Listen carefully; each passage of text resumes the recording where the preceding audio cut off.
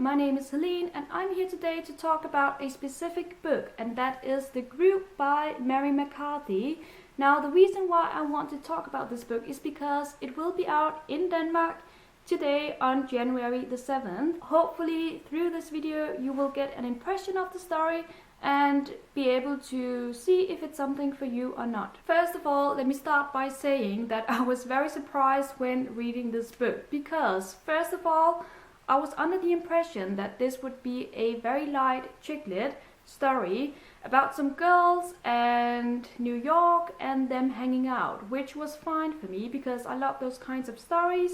They are very relaxing and they just put a smile to my face. But I quickly realized that this is not a chick lit.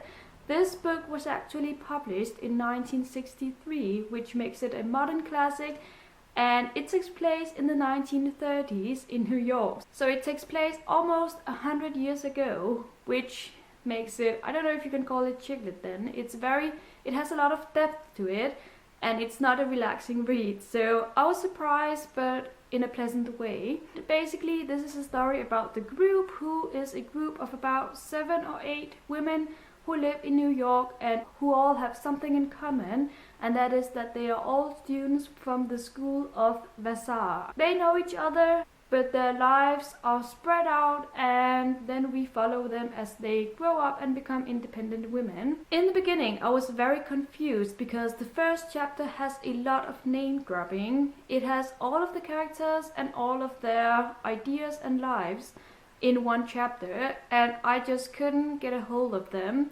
But thankfully, in the rest of the book, we do get more in depth with each and every character, so that we get to follow one woman, her life, her thoughts, and whatever life brings to her. This is a very everyday life kind of story. It's very much about what we go through as humans.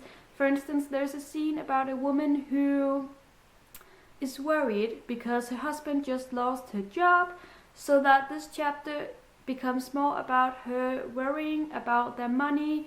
They just ordered some furniture for their new apartment and now she's worried that she won't be able to move into that apartment. So she tries to figure out how to convince her husband to still move into this new fancy apartment while cooking the dinner and making drinks for him and all that jazz. It's just to give you an impression of the story, because this is what it's basically like. Everyday things that happen to all of us. I will say that this is definitely a story for adults because of two things. It has some sexual content in it, which is very explicit, and also it deals with things that you might not be able to relate to if you are a teenager. I'm not saying that this is not a book for you if you are a teenager. You just have to be aware of this, because I didn't feel like I could connect with all of the women because I'm not married and I don't have children, so I don't have these kinds of worries.